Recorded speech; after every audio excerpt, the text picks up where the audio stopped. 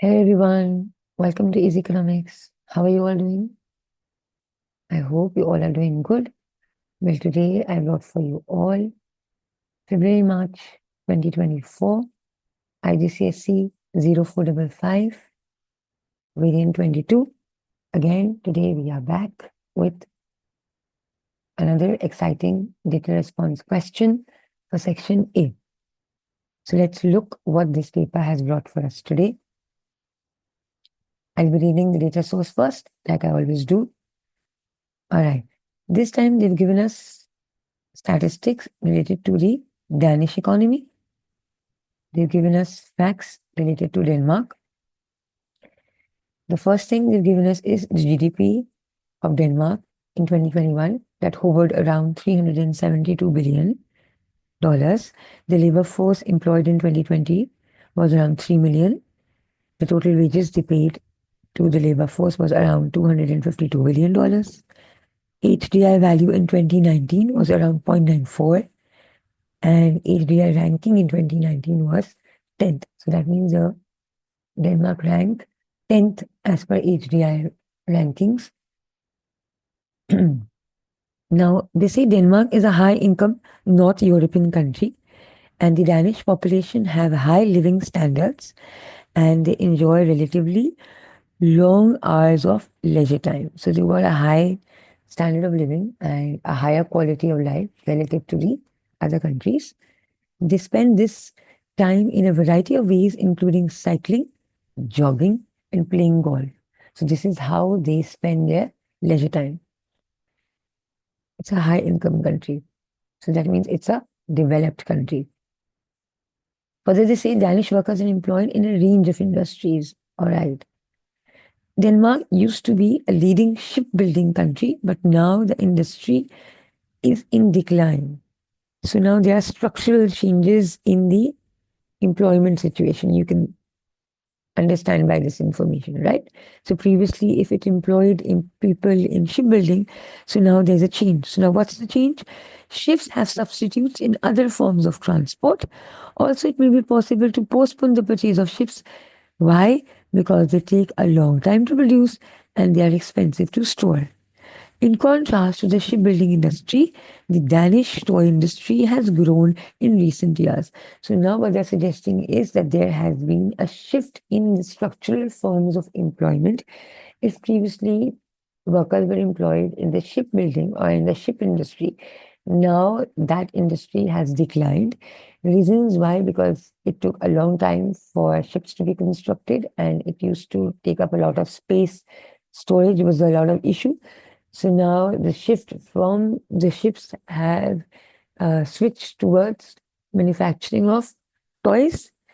Denmark shipbuilding and toys industries both are in the private sector. Denmark's economic performance is also influenced by changes in the public sector. So now how the economy is performing also depends greatly upon how the public sector is performing or how the government initiatives are there, right? Or what the government is doing in order to promote economic performance or economic growth of the country. So now they've again given us another table, and this table shows Danish government spending and GDP over the period 2015 to 2021. So now they've given us statistics towards how government has been spending from 2015 to 2021.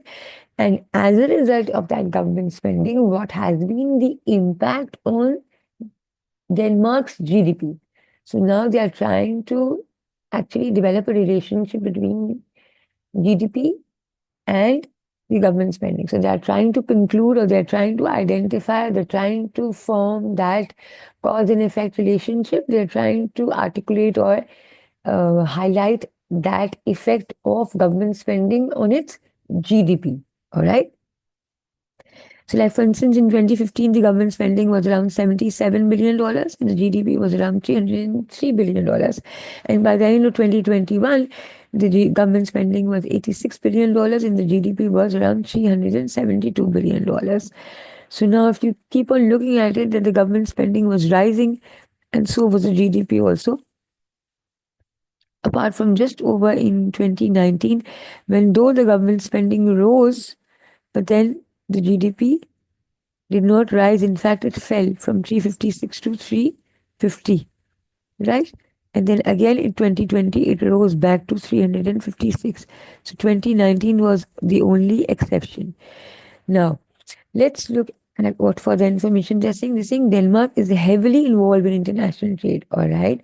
So it actively participates in international trade. It involves greatly in exports and imports.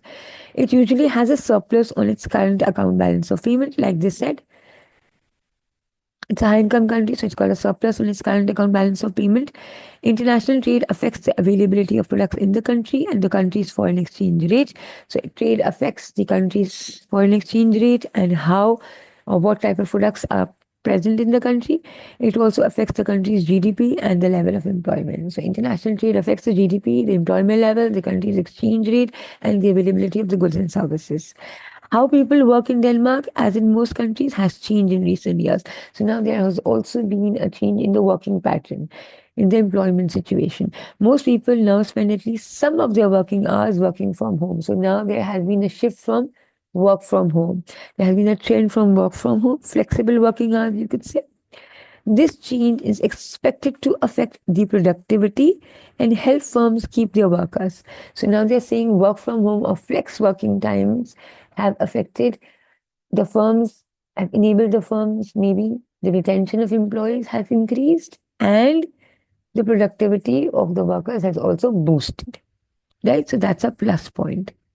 That's a plus point.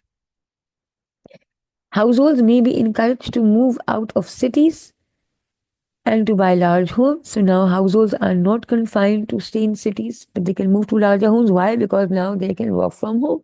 So now they are no longer restricted to work only, to reside only in places nearby their workplaces, right? So now they've got this opportunity to move or to shift towards places away from their workstations as well. There may also be changes in demand for transport. Why? Because now they got this facility to work from home, so they're no longer forced towards being dependent on public transport. So demand for food sold in city centers and firms need for office space. So now they all has been affected just because of the fact that now more and more employees are working from home.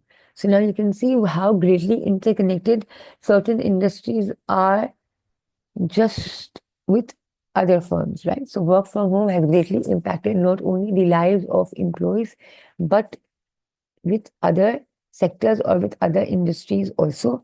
It has impacted, right? All right, let's look at the questions.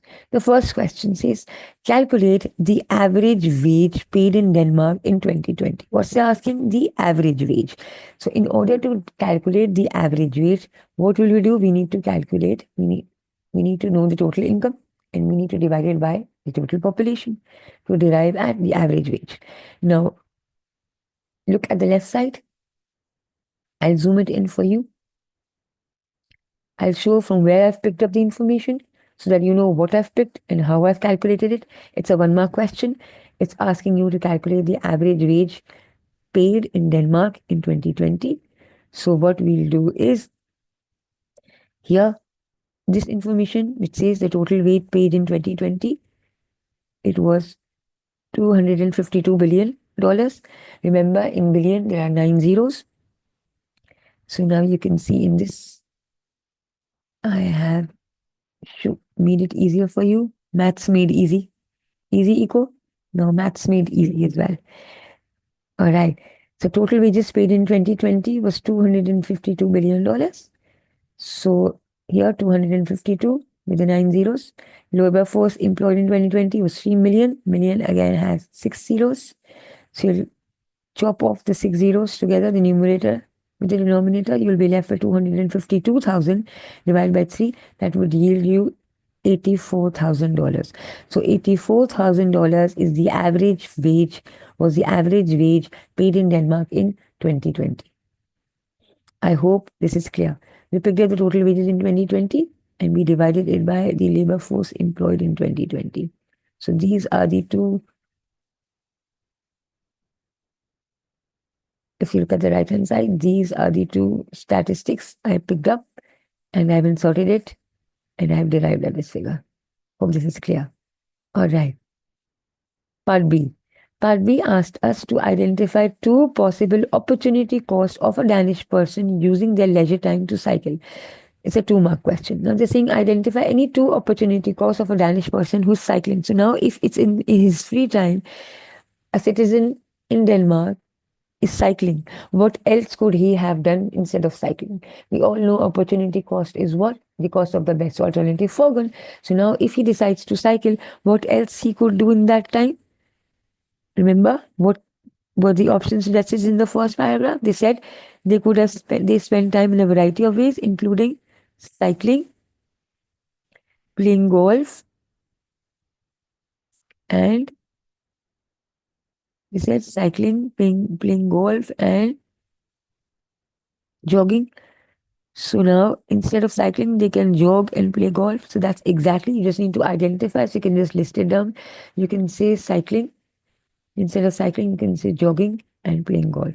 So you just mention that and straight 2 marks will be awarded to you. All right. Part C. Part C is asking us to explain one way that living standards are measured in Denmark. It's a 2 mark question. So, how will the marks be distributed? 1 mark is for identification of that way, and the other mark will be given to you once you've explained that way. So, now there are multiple ways in which living standards can be measured in Denmark. A, we've come to know that HDI. B, by using the average wages or the GDP per head. The GDP per head we've already calculated. The average wage was 84,000, right? So by 84,000 per head, we can say, or by the GDP per head, we can say that the goods and services which can be bought. So if 84,000, if you're using that, the average wages per head, so you can say, you can calculate the amount of goods and services which could be bought, right? HDI is also being used. Remember they said it here, right? HDI rankings they've given us, and the HDI value was 0.94. So now HDI is what? It's a wider measure than real GDP per head, and it includes GDP per head, life expectancy at birth, and education. So these are the two ways in which the living standards are measured in Denmark. You've identified it, you've explained it, full 2 marks will be awarded to you. Part D. Part D says explain two reasons why the supply of ships is price inelastic. So now this means in spite of whatever changes in prices of ships might be coming, but then there would be no changes in the supply of ships. Now they're asking why would that be? So explain two reasons. It's a 4 mark question. So how will the marks be distributed? 1 mark for the identification of the first reason. The second mark for that explanation of that first reason. Third mark for the identification of the second reason and for the explanation of that second reason, full 4 marks. So now, remember in shipbuilding when we were talking about, they told us that ships have substitutes in other forms of transport. They're saying that they take a long time to produce and they're expensive to store. So that's exactly the reasons why that the supply of ships are inelastic. So first we are going to say that it takes a long period of time to construct ships. Therefore, it's not easy to make changes in the supply of ships. Secondly, ships are relatively expensive to store. What does that mean? That means they require a lot of space, and so it's difficult to keep ships, right? They require a lot of storage space. So this means that even if the prices of ships would be falling, ships for these reasons would be sold. Just because there are storage issues, we cannot keep them, right? They're expensive to store. So these are the two reasons why that the supply of ships will be price inelastic. We've identified, we've explained them, full 4 marks will be awarded to you. All right. Part E. Part E says analyze the relationship between government spending and GDP in Denmark. It's a 4 mark question. So now for this, we'll look at this table. We need to identify First, the relationship between government spending and GDP. Now, they've given us the statistics from 2015 till 2021. Now, if you look closely, each year the government spending kept on increasing, and so did the GDP, except for 2019. See, in 2015, the government spending was $77 billion and the GDP was $303 billion. Now, look closely, each year the GDP, the government spending kept on increasing. 77, it rose to 78, then 79, then 80, then 82. And so did the GDP, capital increasing from 303, it rose to 314, from 314 to $333 billion, from $333 billion to $356 billion. It was only in 2019 that though the government spending rose from 80 to $82 billion, that the GDP, instead of rising, fell from 356 to $350 billion. But again, in 2020, the government kept on increasing and the government still spent more. Again, a more $2 billion was spent, 82 billion around. And then the GDP rose back to $356 billion. And again, in the next year, it rose again. So, what sort of a relationship exists? You could either say the first, you'll identify the type of relationship. You'll say either it's a direct relationship, or you can say it's a positive relationship, or you could say that both the GDP and the government spending move in the same direction. Either of any of these ways, you can say, the government spending was increasing and so was the GDP. Both were rising. Then that, 1 mark will be awarded to you. Then you will given the evidence to support the statement of yours. For instance, you would say that yes, since from 2015 to 2018, as the government spending kept on increasing, the GDP also kept on rising. In 2015, the government spending was the lowest, around $77 billion, and so was the GDP, that was around $303 billion. In 2021, the government spending was highest, that was around $86 billion, and so was the GDP, that was the highest, around $372 billion. You've done that. Again, another mark is going to be awarded to you. And so far, 2 marks out of 4 have been awarded to you. Now you'll give the analysis. You'll say, why is this behavior happening or why is this occurring? You'll say, higher government spending maybe on education or healthcare, or if the government is spending on trainings or infrastructure availability, is causing the productivity to rise, efficiency of the economy to boost, quality of life is increasing, the standard of living is improving, therefore the output, more and more goods and services are being produced in the economy. As a result, the entire GDP of the economy is increasing, right? This is the analysis you've presented. Again, 1 mark will be awarded to you. However, there exists an exception. There exists an anomaly. And what's that exception? What's that anomaly that we've already de-identified? That 2019 exception, that in 2019, though the government spending rose from $80 billion to $82 billion, but the GDP, instead of rising, it fell from $356 billion to $350 billion. Now, you'll give the reason. The reason behind this could be that to boost GDP, the government had to spend more. This is the reason why, again, the government spent more next year, and then the GDP was back on track to $356 billion. Maybe it required more for the government to spend in order to boost GDP. That's the analysis. I hope this is clear. All right? Part G. Part F. Part F is asking us to analyze, using a demand and a supply diagram, how an increase in the birth rate would affect the market for toys. Now, it's a 5-mark question. You will use a demand and a supply diagram, and then you'll give an explanation. So, first 4 marks will be awarded to you. It will be related towards the correct construction of the demand and the supply diagram, and the last 5th final mark will be awarded to you for the correct explanation. Now they had told us that from shipping, the shift was towards the production of toys, right? So now if there has been an increase in the birth rate, so this means what? This means that more and more toys will be demanded by the parents. Why? Because there have been an increase in children. So now let's see how these marks will be distributed. I'll zoom it in for you. All right. So the first mark will be awarded to you for the correct axis. The vertical axis, you label price.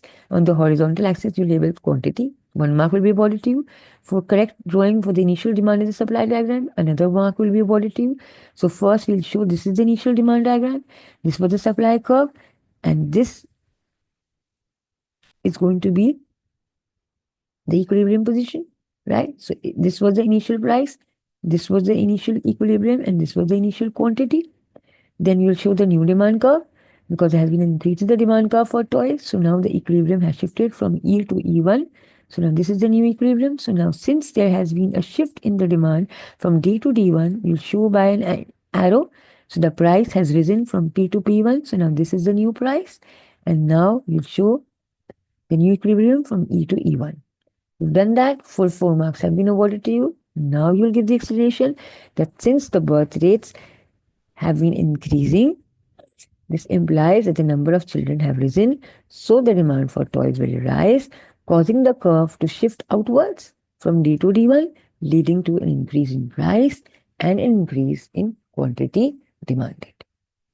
You've drawn the correct demand and supply diagram, 4 marks awarded to you, and for the correct explanation, the last mark. So full 5 marks will be awarded to you in this way. Hope this is clear. Part G. Part G is a discuss question. It's asking us to discuss whether or not a surplus on the current account of its BOP would benefit the Danish economy. Now they are asking, would it be beneficial for the Danish economy if it's experiencing a current account surplus? Now, it's a 6 mark question. We all know when it's a discuss question, you need to present in a balanced argument presenting both sides. And we need to present both sides in order for us to qualify for a higher tier band, for that high level 3 level response, right? Level 3 response for that 4 to 6 marks response, right? So if we say that, yes, it would benefit, a current account surplus would be beneficial for the Danish economy. Why would that be so?